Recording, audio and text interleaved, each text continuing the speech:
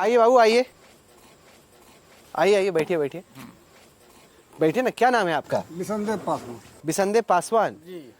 तो पासवान जी कैसी चल रही है भाई जिंदगी आपकी?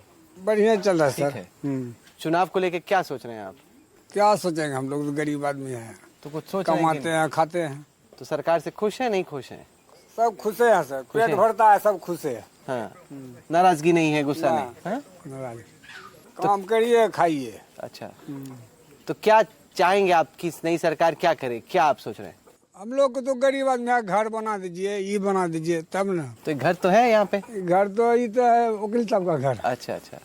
हम लोग का घर है रुपोली थाना सर। और क्या चाहिए सरकार से? और क्या चाहेंगे सर, कुछ ना और कुछ नहीं। शुक्रिया बासान साहब, शुक्रिया।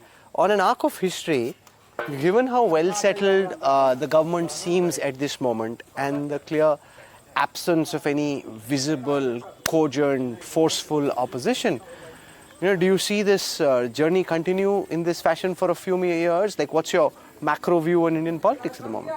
Yeah, I think that as far as, like in India is concerned, I think that the real battle will keep being fought at the state level, right? Because, I mean, if Bihar goes the way that generally people are talking about, then the entire thing shifts to Bengal. And then after that, the real battle is in UP in 2027, also because of things that, I know that so far it sounds all very premature, but will that set the stage for the next succession battle within the BJP? Will the next sort of, nature abhors a vacuum. So it's hard to extrapolate these things too long, because in like May of 2024, when the government suffered a bit of a setback in the election that happened then everyone thought that, maybe this is the end of Modi and the end of BJP. Instead, the BJP has won a string of state elections like after that, and that may continue, for a while. But I think that these things, so I don't like to extrapolate in Indian politics, because these things shift, narratives shift very quickly. But I think that as of now, in terms of it,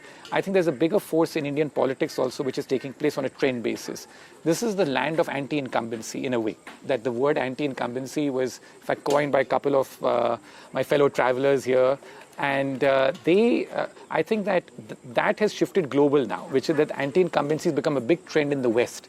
And in India, in fact, we find that there's no longer a firm trend towards anti-incumbency. In fact, state governments are now finding a better chance of winning elections, partly because they've been able to co-opt digitization, partly because they've been able to give welfare schemes, and they have better control over the state machinery. And that's something which I think is also a factor at the national level, that, you have a lot of control over the state machinery, you have a lot of control over, the agencies and stuff, and that's happening at a national and somewhat at a state level as well. And so these factors are combining to almost create a bit of a pro-incumbency, that the days, we grew up following Indian elections when 2/3 of governments would lose elections in India.